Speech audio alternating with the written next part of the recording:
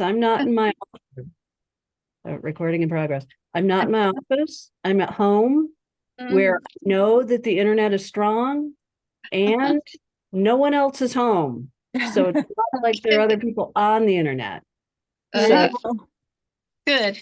so hands to God that our connection's going to hold here. Um, so I'm going to show the screen and we can see what we're doing here. Yeah. So here we are. This is for the third Sunday of Lent. And it's about Jesus and the money changers in the temple. So I have this little cartoon. Whenever someone asks you what would Jesus do, remind them that freaking out and flipping over the tables is a viable option. I think the Bills Mafia true. took that seriously. Yeah, it might not be a great idea to do that in a vestry meeting, but sometimes you need to take things in your own hands. Guess it depends on how big a point you need to make. That's right. It's an interesting set of readings this week because we've got the 10 Commandments and we've got the first set of the 10 Commandments. Some of you might know that the 10 Commandments show up twice in the Bible, first in the book of Exodus, but then again in the book of Deuteronomy, slightly different. So we'll read the Exodus version first. Then we're going to read Psalm 22, I think it is. Then we're going to hear from 1 Corinthians, and our gospel is from the Gospel of John, a little bit different than what we've been doing. We've been in the Gospel of Mark, and we're popping out for a little visit over to John, and that's okay. So, any questions before we hop right into it? No. All righty, let's go. Strap on your seatbelt. Okay, so this is from Exodus chapter 20. It's 2 pages long. Would someone be willing to read it for us? I'll go ahead. 20. Then God spoke all these words. I am the Lord your God, who brought you out of the land of Egypt, out of the house of slavery. You shall have no other gods before me. You shall not make for yourself an idol, whether in the form of anything that is in heaven above, or that is on the earth beneath, or that is in the water underneath the earth. You shall not bow down to them or worship them. For I, the Lord your God, am a jealous God, punishing children for the iniquity of parents to the third and the fourth generation of those who reject me, but showing steadfast love to the 1,000th generation of those who love me and keep my commandments. You shall not make wrongful use of the name of the Lord your God, for the Lord will not acquit anyone who misuses his name. I'm getting there. There we go. Remember the Sabbath day and keep it holy. For 6 days you shall labor and do all your work, but the 7th day is a Sabbath to the Lord your God. You shall not do any work, you, your son or daughter, your male or female slave, your livestock, or the alien resident in your towns. For in 6 days the Lord made heaven and earth, the sea, and all that is in them, but rested the 7th day. Therefore the Lord blessed the Sabbath day and consecrated it. Honor your father and your mother, so that your days may be long in the land that the Lord your God is giving you. You shall not murder. You shall not commit adultery. You shall not steal. You shall not bear false witness against your neighbor. You shall not covet your neighbor's house. You shall not covet your neighbor's wife, or male or female slave, or ox, or donkey, or anything that belongs to your neighbor. Thank you very much, Pat. Okay, so we've got the 10 Commandments here. And you've probably read these or heard these before.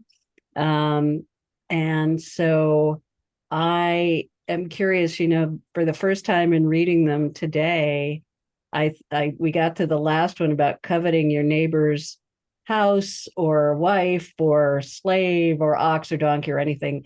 And all I could think was, well, King David man, he broke all sorts of commandments, didn't He he? certainly did. He sure did. Hi, Mary, welcome. Yeah, sorry, I'm late. That's okay. If turn on your camera if you can, so we can see your pretty face there.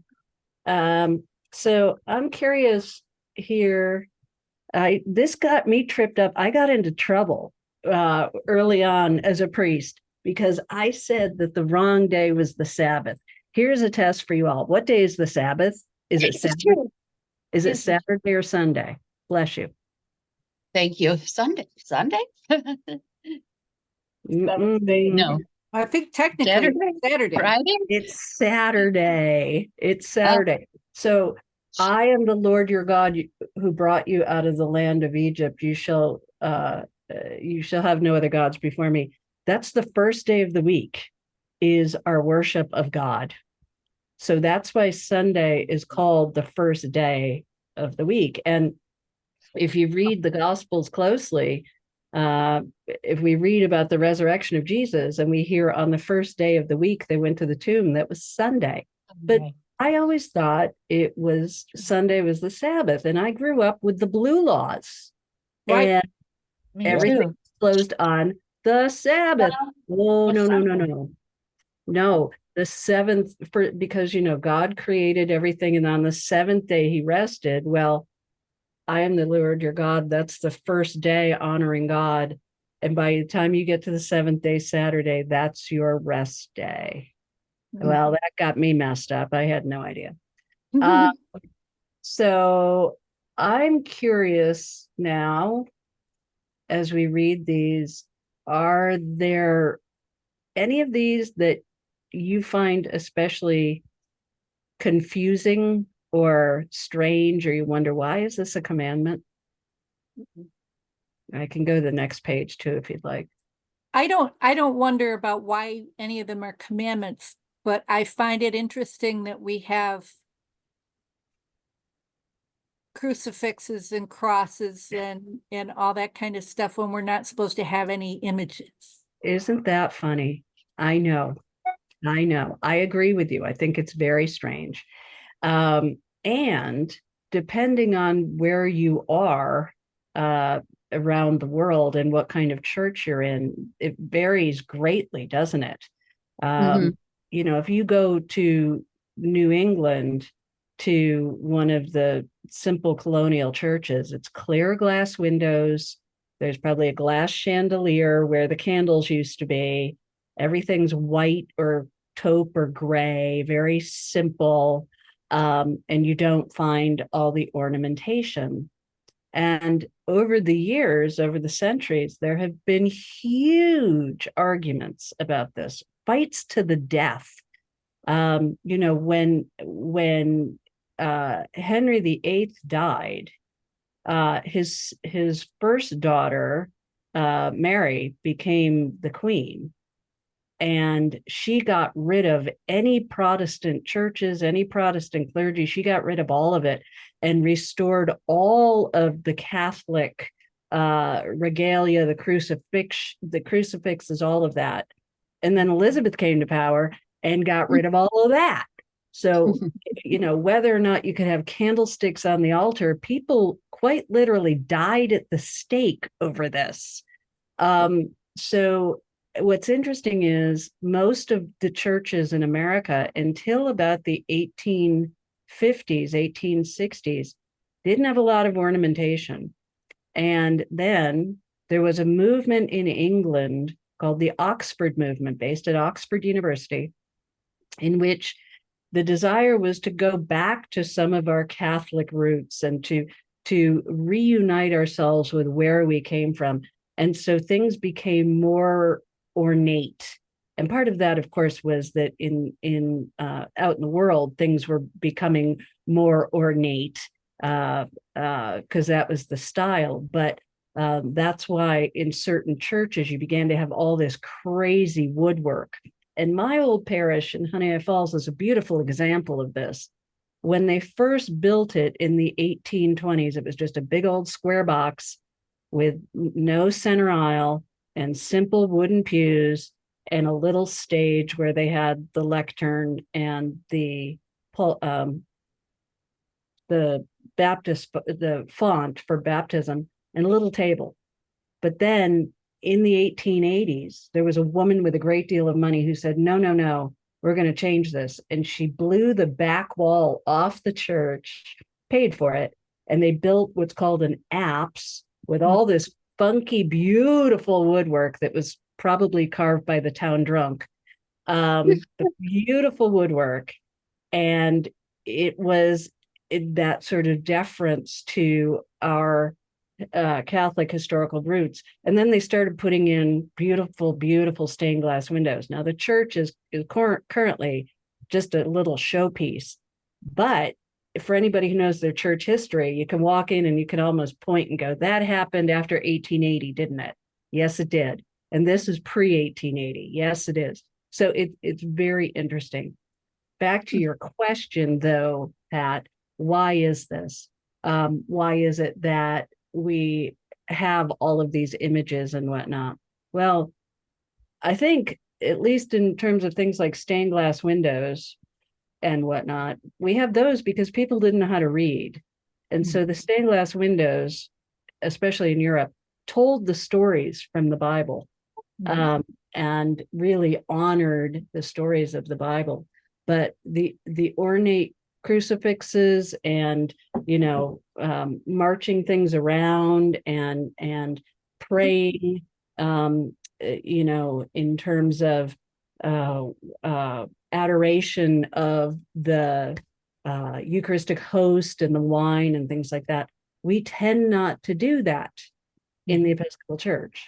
Some Episcopal churches do. They love all that incense and stuff, and that's fine for them. Tends to be in more urban places like Chicago and New York. Not so much where we are. But if you look in the Book of Common Prayer here in the very back, there's a whole thing about you are not to adore the sacrament. We are to think of it as being a holy thing, but we're not supposed to put unnecessary adoration onto it. So it's a funny thing. We are very confused with what we're doing. May I add? Please. Okay, in the Episcopal Church and the Catholic Church, you see a crucifix. But in some Protestant churches, it's just a cross. Right. Because they believe that Christ has risen from the cross, so he's not on the cross. Right. So it's interesting how some churches still they keep a crucifix. Yes. No. So yes, exactly. Some people, some places do have the crucifix, and some places do not. Some places have, a very simple interior, and some places it's crazy ornate with all sorts of woodwork, and the communion rail and all of that good stuff. And it's just so interesting because here we're told you're not supposed to have any idols. So, some would say, well, we really need this place to be set apart and to be holy, and this is how we adore God, by making it beautiful. And others would say, but we don't want to influence the experience that people have. We need it to be as simple as possible so people can cleanse their minds when they come in here. And so it's really interesting how different it can be. And the Amish, they meet at homes, people's homes. That's it. That's it. Yeah. That's how Christians used to do it. Yeah. Yeah. So I want to think for a minute now, what are the idols that we have, that we worship now? What are the things that we put above other things and really worship? And they might not be things. I mean, it could be money. It could be fame. What do you think it is that we worship in our society? NFL football. You're not wrong about that. Sure. It's taken over Sundays. It's taken over Sundays. That's it. And it is amazing how people get so caught up in it. Yeah. Well, people are depressed for days when the Bills lose. Oh, I know. They forget that it's just entertainment, Mm-hmm. It's Yeah. true. just a game. It's a game. That's right. What else do we worship? I think in America, we have strange ideas about what pets mean. Say more about that. I think we anthropomorphos, whatever that big word is, that turns our animals into people, things that people do. Anthropomorphize. Yeah. And I think I've been guilty of that as well, Oh. because well, there are countries where no one has pets for obvious reasons. Yeah. That you don't think of a dog as a pet. It's, something on the street, and they don't. Well, and I think it's all tied into money, and people want to love something and care for something. And if you don't have children or grandchildren, it becomes the symbol of something that you can care Oh, for. they are our fur babies. They really are. Yeah. That's right. And I've Yeah. got two. I just looked behind me. I normally have a white cat sitting behind me. So yeah. I am petless for the first time in 67 years, I think. I mean, because I always had animals in my house, and I Mhm. don't have one now. And I've been watching around. It really is very apparent that what we do in this country with animals. Absolutely. Yeah. And we spoil them rotten. Oh my goodness. Yeah, Go we to the do. pet store and spend so much money on so much Right. stuff the dogs don't need. Yeah. That's right. That's right. I remember once my husband calling me at work, and this was years and years and years ago, and he was very upset about something, and it was the middle of the workday, and I said, "What is it?" And he said, "I'm really concerned that the cat is depressed." And I said, "Seriously? I'm at work and you're calling me because you think the cat is depressed?" So anyway, what else do we worship?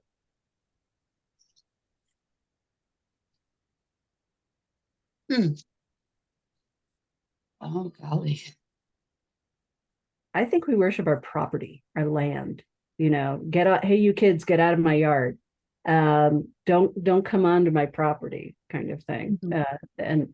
And we get terribly offended if people tell us what we ought to do with our property or what we ought not do with our property. And we don't realize it's not really ours at the end of the day. True. How about a car? Ah, Oh, that's true. There's another. Yeah. our cars. And then, hey, how about these things? Yeah. Oh, yeah. We Oh, yeah. worship those. Yeah. Yeah. I just read a terrible statistic that said that the average American spends 6 hours a day on the internet. I don't know if I believe that, but that's, oh my goodness. Yeah. Well, I can kind of get that, but and we probably do in our house, but we don't have cable. Everything we do is through streaming on the internet. Yeah, I guess so that counts. Yeah. So, Mm. that kind of skews that number, I think, a little bit. That's right. That's right. Let's think about some of these other ones. Are there any of these that are almost, we don't even think of them now? It's almost like they're no longer commandments. And it won't hurt anybody if we do these things. Like adultery. Can't even get people to get You married these didn't have to days. think let too alone long, did stay you? at home. But yeah, I mean, every popular story has adultery in it right now, or murder of some sort. Mhm. How about stealing? Mm. I mean, we sort of have this attitude of, well, it's only stealing if you get caught. And that's not true. That's not true. Bearing false witness, they don't worry too much about that. Maybe we need to take everybody back and have a refresher on this one. Mm. Well, Alright. what is false witness? Well, it means saying things about your neighbor that aren't true, Gossiping. gossiping or straight Lying. up lying, slander. Yeah, Mhm. yeah. And it's all over the place. It's become our national pastime. Yeah. It's on the So, news every day. Well, yeah. social media wouldn't be any fun at all if it wasn't going on. Well, that's There wouldn't that's be any true. social media. Exactly. Or just the gossip column in the newspaper way back in the day. Yep. Yeah. Uh, I most of you know I grew up in Canandaigua, and we used to get evening newspaper every day, the Daily Messenger. And my mother immediately would turn to the police blotter. She'd want to know who had done what. And boy, I've been telling bad stories of my mother lately, but it's what we all did. We'd be like, oh, who do we know? Who got arrested? Well, and I remember my mother-in-law getting a scanner, police scanner, Oh, yeah, yeah, and the same idea, listening in on what was going on in the community. absolutely. Yep. Yep. Yeah. Our family was involved with the volunteer fire department, and Mm. we'd be at Thanksgiving dinner with 15 people at the table. But if the tones went, we'd all stop and go Yep. and listen, and then we could go, oh, yeah, we don't need to. Yeah. So, yeah. All right, let's move on from that. Oh, sorry, I misspoke. It's not Psalm 22, it's Psalm 19. This is we've got the whole psalm and it's beautiful. So it's 2 pages here. Would someone read it for us? I I'm can. sure. Oh, go ahead. The heavens declare the glory of God, and the firmament shows his handiwork. One day tells its tale to another, and one night imparts knowledge to another. Although they have no words or language, and their voices are not heard, their sound has gone out into all lands, and their message to the ends of the world. In the deep has he set a pavilion for the sun. It comes forth like a bridegroom out of his chamber. It rejoices like a champion to run its course. It goes forth from the uttermost edge of the heavens and runs about to the end of it again. Nothing is hidden from its burning heat. The law of the Lord is perfect and revives the soul. The testimony of the Lord is sure and gives wisdom to the innocent. The statutes of the Lord are just and rejoice the heart. The commandment of the Lord is clear and gives light to the eyes. The fear of the Lord is clean and endures forever. The judgments of the Lord are true and righteous altogether. More to be desired are they than gold, more than much fine gold. Sweeter far than honey in the comb. By them also is your servant enlightened, and in keeping them there is great reward. Who can tell how often he offends? Cleanse me from my secret faults. Above all, keep your servant from presumptuous sins. Let them not get dominion over me. Then shall I be whole and sound and innocent of a great offense. Let the words of my mouth and the meditation of my heart be acceptable in your sight, O Lord, my strength and my redeemer. Thanks, Mary. So line 14 here is often the prayer that I pray before I preach because I just love this line. So this psalm is, I'd like you to think for a minute, maybe read the first 7 verses again. And I'm looking for a single word that you think describes what is going on here. What, as you read this, what's a one word to describe it?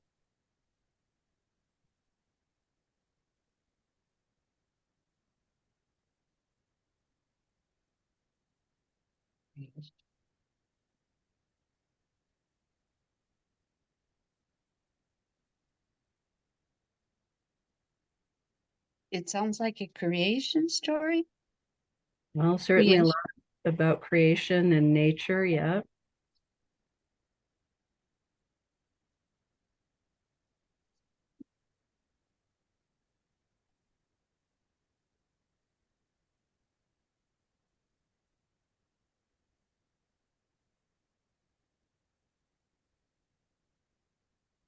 Are there other words that occur to you as you're reading it?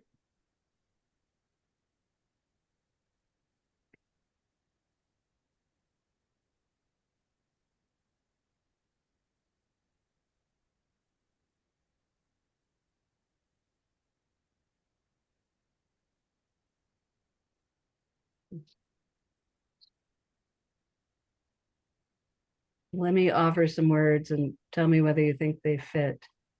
Complete, total, connection, continuity, creation,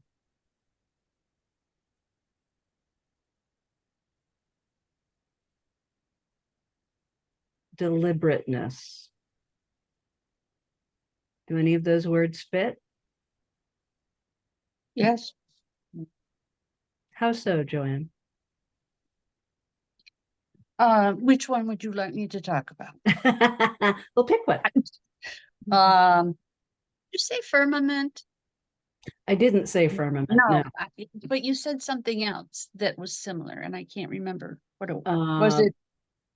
Um, It completeness, maybe? Completeness. Completeness. I'll talk about completeness. Yes, definitely.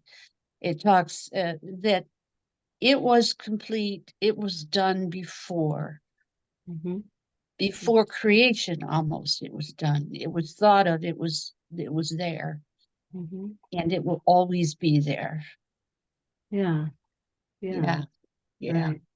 So especially as, verses 2, 3, and 4, this idea that, everything kind of feeds into everything else, and words and language don't much matter, but everything, all the messages go to the ends of the world, that somehow what God has done and the glory of what God has done reaches through all creation, from the outermost edge of the heavens, and all of it is included. And then verse 7 is very important here. The law of the Lord is perfect and revives the soul. The testimony of the Lord is sure and gives wisdom to the innocent.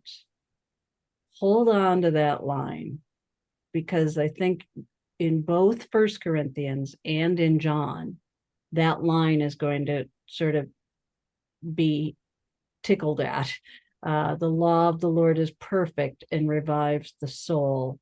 The testimony of the Lord is sure and gives wisdom to the innocent. Now let's look at the second page for a moment. I love 7, 8, and 9, because it's some aspect of the Lord, the law of the Lord, the statutes of the Lord, the fear of the Lord is or are. So it's almost like Proverbs. The statute of the Lord are just and rejoice the heart. The commandment of the Lord is clear and gives light to the eyes. The fear of the Lord is clear and endures forever. Remember, fear doesn't mean scared, but respect for, reverence for. The judgments of the Lord are true and righteous. This is reminding us that everything from God is perfect unto itself, and not dependent on us. Regardless of how we look at it, these things are always true and perfect and immutable. So that's why it is that we are to pray for God to keep us whole and sound and innocent from offense, and that our mouths and the thoughts in our hearts would be honoring God. So this is just such a beautiful psalm. If we ever really want to understand the nature of God, this is a good one to go to. What else do you observe about this psalm? What strikes your heart as you read it? Well, when you go back to the first the verse number 2, Mhm. one day tells its tale to another, and one night imparts knowledge to another. That's pretty cool. I You love know? that idea. Yes, Yeah. it kind of wraps everything up together, you know. It does. It does. And it reminds me of Genesis. It was evening and it was morning another day. Mhm. We always hear that with each of God's new creations. And this is also soothing, this idea that no day is the final story. So whether you had a great day or a terrible day, there's always another day.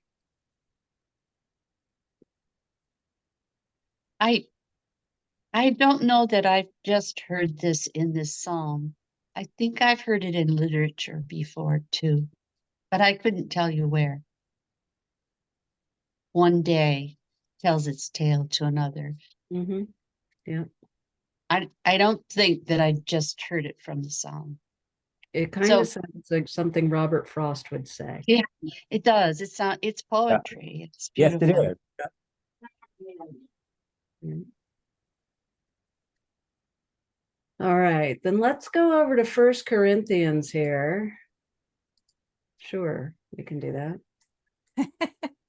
So this is the beginning of First Corinthians, not the very beginning, but it's close to the beginning. Paul is writing to the people in Corinth. This is the first of 2 letters that he writes to them. And he's writing to them because they just can't get along. And there's a woman there named Chloe, who is referenced in the very beginning of the letter. And she's trying to keep everybody together, but they're arguing about who has more status, who gets to make decisions, what they should eat. They're just arguing about everything. So this is a few lines into the letter. Remember, this is the letter where Paul writes about love is patient, love is kind. So that should give us a hint. This is all about love and how do we love each other. So who hasn't yet read? I haven't. All right, Joanne, I'll go read. for it. I'll read. Read. It's just 1 page. Right. The message about the cross is foolishness to those who are perishing, but to us who are being saved, it is the power of God. For it is written, I will destroy the wisdom of the wise, and the discernment of the discerning I will thwart. Where is the one who is wise? Where is the scribe? Where is the debater of this age? Has not God made foolish the wisdom of the world? For since in the wisdom of God the world did not know God through wisdom, God decided through the foolishness of our proclamation to save those who believe. For Jews demand signs and Greeks desire wisdom, but we proclaim Christ crucified, a stumbling block to Jews and foolishness to Gentiles. But to those who are the called, both Jews and Greeks, Christ the power of God and the wisdom of God. For God's foolishness is wiser than human wisdom, and God's weakness is stronger than human strength. Thank you. Okay, so couple things here. We should never read in any part of the New Testament where it says, well, Jews did this or Jews do that, because, first of all, everyone back there, back at that time, all the first Christians were Jewish. The Church of Christ didn't become the church until the 4th century. There were groups of people meeting who followed Christ in their beliefs and their behavior, but they still were Jewish in orientation. Okay, so we need to be careful and not say, oh, those crazy Jews or oh, those crazy Greeks. We also need to remember that this is a time when people are trying to figure out, they're desperately trying to figure out, what is the thing that I should believe? Do I believe in Jesus the Christ who has come just for some people, or is it for everybody? This is enough after the time of Jesus that these folks would not have met Jesus themselves. So are they just hearing a nice story, or is this somebody who they really can believe in? Was he truly part of God, or was he just a good prophet? They're all trying to figure this out. And so when Paul talks about Jews demand signs, he's talking about the fact that under Jewish law, there are very particular things that you do if you are following the law. If you're male, you're circumcised. If it's Friday night, you have the Sabbath with the candles. And if it's the Passover, there are only certain things that you eat. There's a very rigid set of rules. Women, before they go into the holy area, need to take ritual baths to cleanse themselves, etc. And the Greeks, as they're talking about here, the Gentiles, were very focused on philosophy and wanted to use Socratic dialogue and think back to college and philosophy 101. They wanted to have a rhetorical argument. And so it was less about how you behaved and more about, did you have the right kind of rationale for your belief system? And what Paul is saying here is neither of those are what God wants from us, because God's wisdom and strength is so much more than we can ever get our heads around or behave perfectly to glorify.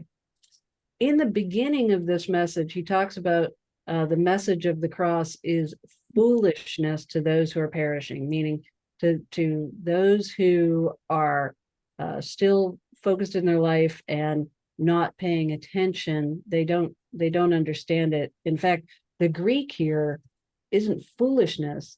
It actually translates more closely to moronic.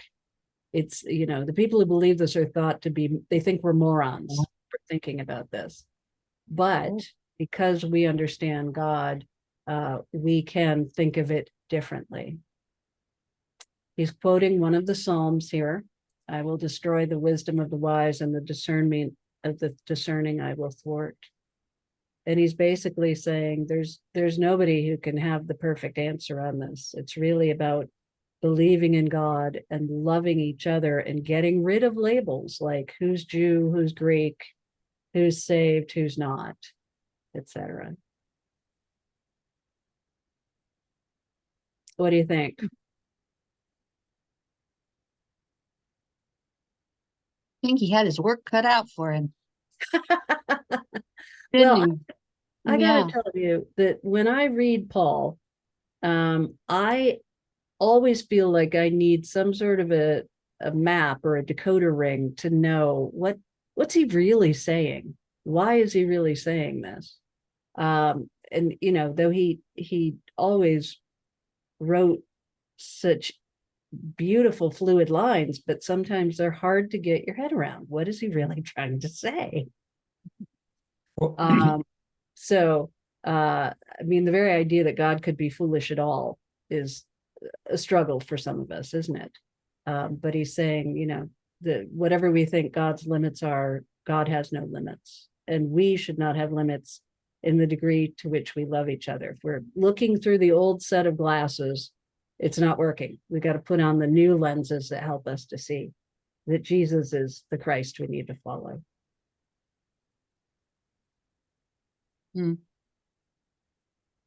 Does that work for you, or does that sound crazy? okay, when Paul says, but we proclaim Christ crucified, who is we? The followers of Jesus. So And they're right smack dab in the middle of both of those things. yeah, Jewish, Greek. Sorry, I didn't mean to interrupt, but I'm just trying to place the Christian or not Christians, as But the you said, believer. followers of Christ, believers. right. Okay. And it's all word of mouth, right? It's all word of mouth. And they wouldn't have given up going to temple. They would still, and The people who were Gentiles may not have given up some of their religious practices, but they have this person that they're starting to orient themselves around, and they're starting to say, okay, we want to follow this person. But what's interesting is Jesus, or rather, Paul is not saying we confess Jesus the healer, Jesus the teacher, Jesus the one who cast out demons. It's Jesus the Christ who was crucified, meaning the one who spoke such an incredible message, such a controversial message, that he ended up being killed over it. And yet we still follow him because after the cross, the message is still true. And he rose and came again to remind us, to let us know just how true that message is. The cross, it was not the last message for Jesus. Death didn't overcome him. And so he gives us new life and allows us to see the world in a whole new way. That's what we are thinking about, as much as we're thinking about the other aspects of Jesus. Okay, who are the Gentiles? Are they, Yeah, they're the people that live around in his circles. They right. would, So, they so would be worshiping some other god. right. Corinth is in Greece. And it is a major port city. And so there would have been people coming through from all over the place, Asia, Europe, etc. So it could have been Romans who were there. It could have been Greek people. It could have been sailors. It could have, it's basically anybody who wasn't Jewish by birth.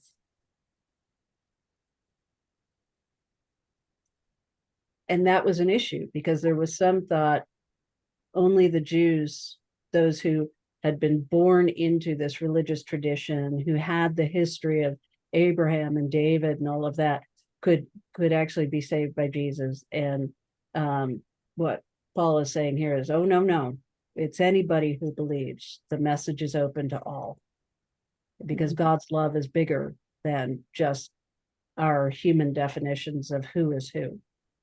God doesn't categorize the way we do. Is that making sense, Tom? Yep. Okay. The Gentiles is like United Nations. Yeah, good. Good way of saying it. Yeah. But isn't there places in the Bible where Christ came to save the Gentiles? Yes, and especially the Gospel of Luke identifies this idea that the message is for more than just the first Jewish apostles. And that's why we then have the book of Acts, because the idea was that the person who wrote Luke also wrote Acts, the idea of how the message then went out to the people, and how, early on in the book of Acts, when after Judas has betrayed Jesus, they replaced Judas with Matthias, and the disciples then went out and started to share the message. And then Paul was converted from being a persecutor of those who were the earliest Christians, and became Christian himself and started to take this message out. So yeah, that was the idea of taking it beyond just the local Galilee, Nazareth, Jerusalem area. Absolutely. Well, shall we go on to the Gospel of John here? Yes. All right, we're going to go into the second chapter of John. And the second chapter of John happens after the first chapter, duh. But what happens in the first chapter? Well, first we have, in the beginning was the Word, and the Word was from God, and the Word was God. That's the opening of John, right? And what John's trying to do is tell us of Jesus, who is part of God even before human beings were created. And then we have Jesus, his baptism, and then the wedding at Cana. And if you remember at the wedding at Cana, he turns water into wine. Now, remember what I just said about not wanting to see those who are called the Jews as being the trouble. That's not the case here. And it's not the case that any of the message of Jesus is what we call supersessionist, meaning that Jesus is here to replace what Jewish people have been doing and thinking. It's not as if the water turned into wine, wine being the blood of Christ, or now we're going to hear the story of Jesus turning over the tables in the temple because he's upset. It's not to say that what had been happening was wholesale bad and Jesus needed to replace it with good. It's something else. And we'll talk about what that is after we read it. And why don't I read the gospel for us? This is from the 2nd chapter. The Passover of the Jews was near, and Jesus went up to Jerusalem. In the temple, he found people selling cattle, sheep, and doves, and the money changers seated at their tables. Making a whip of cords, he drove all of them out of the temple, both the sheep and the cattle. He also poured out the coins of the money changers and overturned their tables. He told those who were selling the doves, "Take these things out of here. Stop making my Father's house a marketplace." His disciples remembered that it was written, "Zeal for your house will consume me." The Jews then said to him, "What sign can you show us for doing this?" Jesus answered them, "Destroy this temple, and in 3 days I will raise it up." The Jews then said, "This temple has been under construction for 46 years. Will you raise it up in 3 days?" But he was speaking of the temple of his body. After he was raised from the dead, his disciples remembered that he had said this, and they believed the scripture and the word that Jesus had spoken. Okay. So tell me what's happening in this story, and then we'll talk through some of the other details and see if we can fill in the picture. What's going on here? Why is Jesus upset?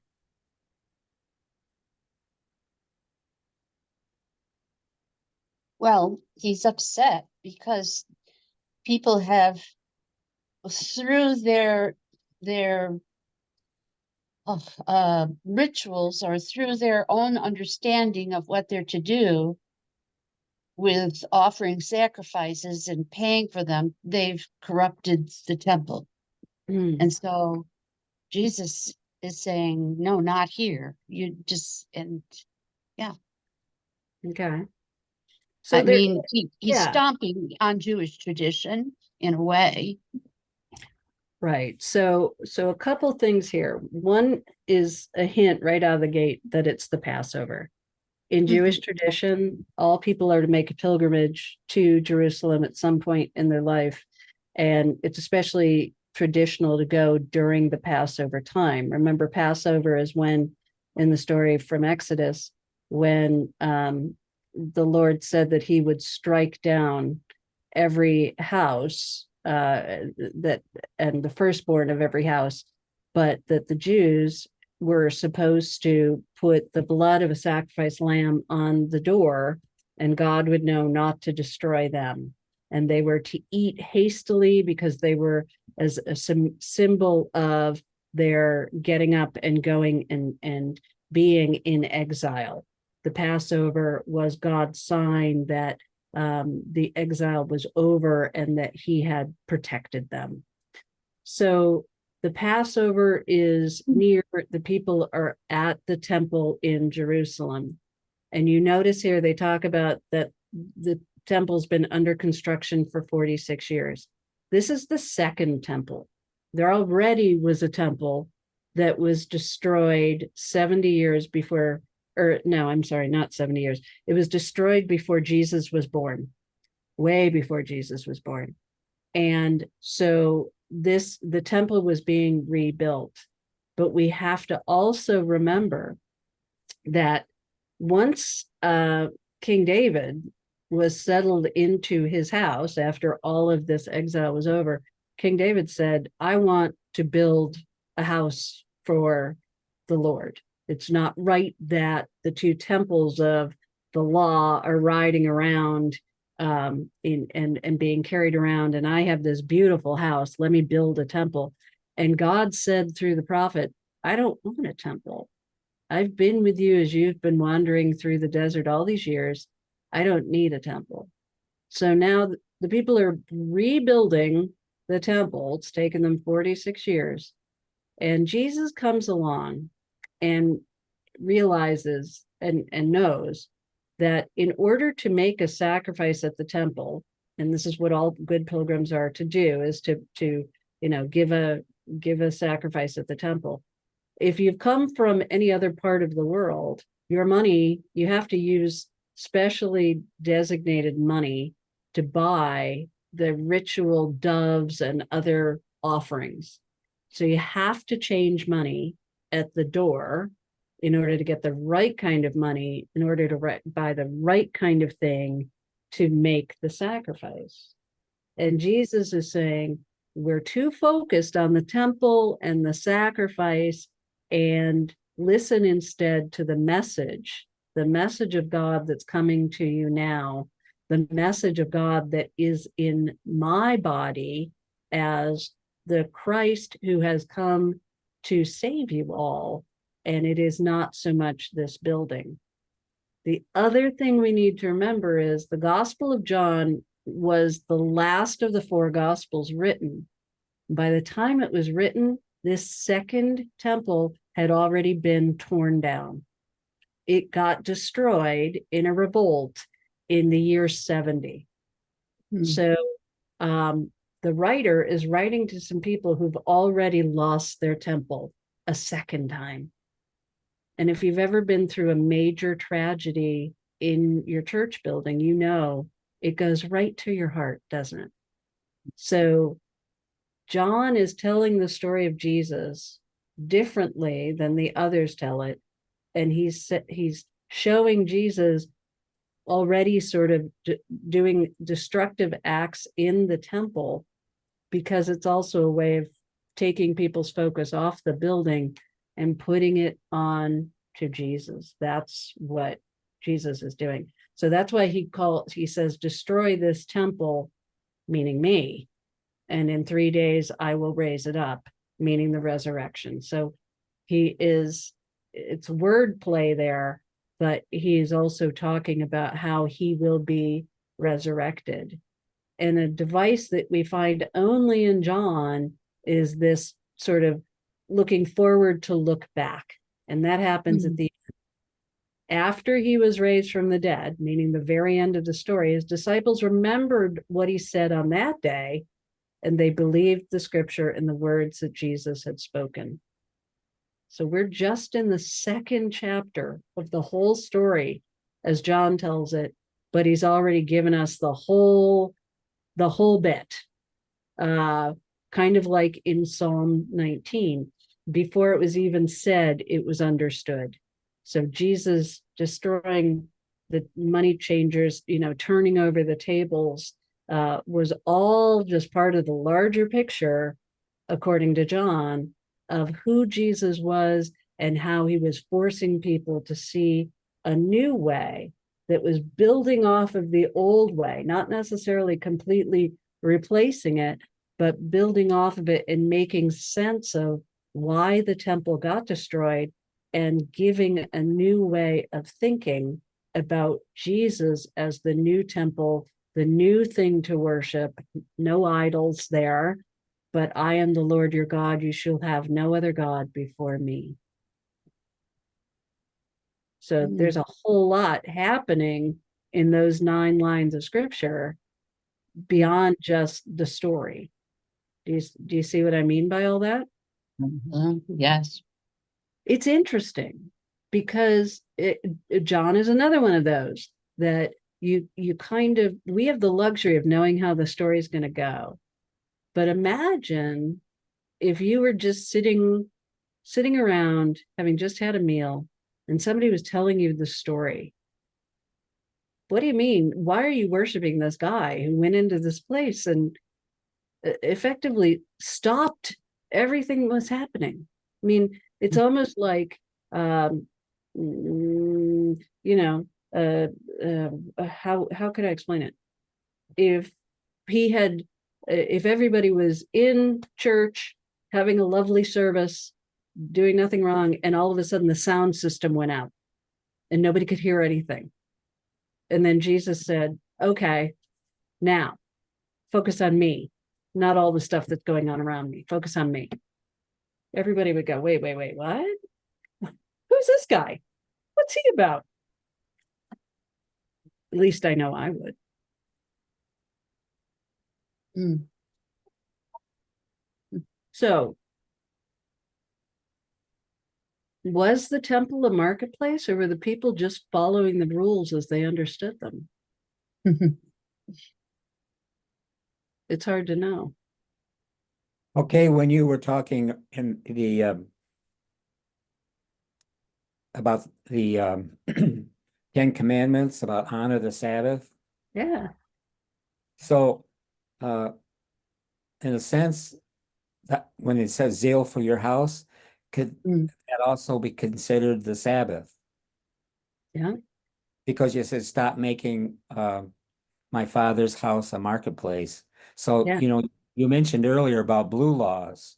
Mm. Remember when there were no stores open on Sunday? And Very well. then along came malls, Yeah. Yeah. shopping. Yeah. Yeah. And Yeah. I So- find it interesting that today there are companies like Hobby Lobby and Chick-fil-A who respect the law, the Sabbath, and close down their business are being just shredded by the people Yeah. because they're not working that day. Yeah. Yeah. So in a similar vein, you know, Thanksgiving to me is such a glorious holiday because it's the one holiday of the year when, other than cooking an immense amount of food, possibly irresponsible, gluttonous amount of food, we're all taught simply to rest and be with family and to you know, no gifts, just be.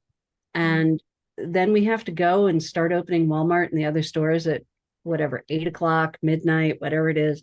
And part of me wants to say, really, there's nothing in this world we need to buy on Thanksgiving Day. No, I agree with that. absolutely not. Yeah.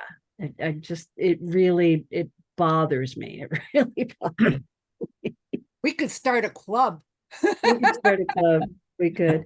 I mean, I remember the Blue Laws because I was straight out of seminary and I was in charge of Sunday school and a big coffee hour every Sunday in this church where I was working. And boy, every Friday I had to check, did we have orange juice? Because God forbid we didn't have enough orange juice on Sunday morning because I couldn't buy it anywhere. Right. So Right. always, last thing every week I had to make sure, did we have orange juice for Sunday? So that's what we've got in our readings this week. Any other crazy thoughts that you want to share with us or think about? I was just laughing when you first started the Psalm 19. Yeah. When my sister and I were in high school, we belonged to what they called the Constellation Junior Stars. It was a girls' teenage version of the Eastern Star. Yeah. And we had to memorize certain passages that we recited during the meetings. So the beginning of Psalm 19, I cannot hear it other than hearing, the heavens declare the glory of God, and the firmament showeth his handiwork. Day unto day uttereth speech, and night unto night showeth knowledge. There is no speech nor language where his voice is not heard. Oh, good for you. I will always, and even in church, when we're saying this at church, I have to really make myself read what's there instead. Saying it in your head. Oh, I Let's see. know. Good memory on that. Wow. All right.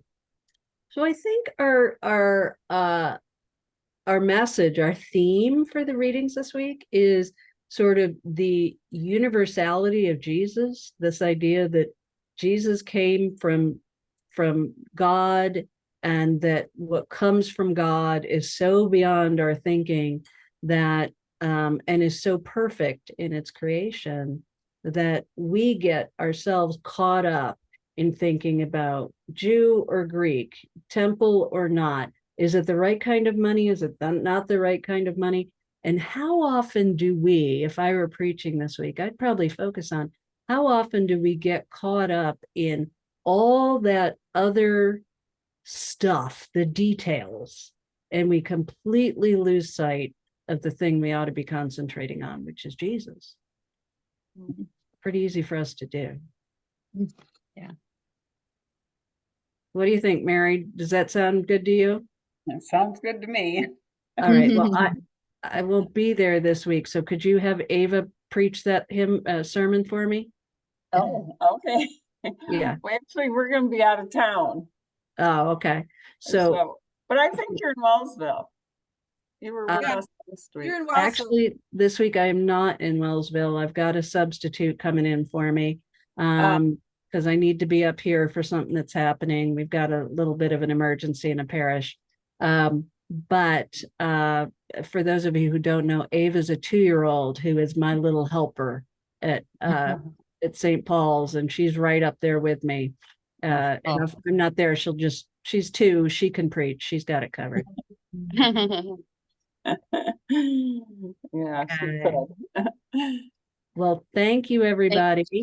Thank you. Don't forget, tomorrow night on this same Zoom channel, we'll be talking about discovering a life of prayer at 7 o'clock. So hope you can join us. All Okay. right. Okay. Thank you. See you later. Have a good day. Bye-bye. You You too. You Bye. too.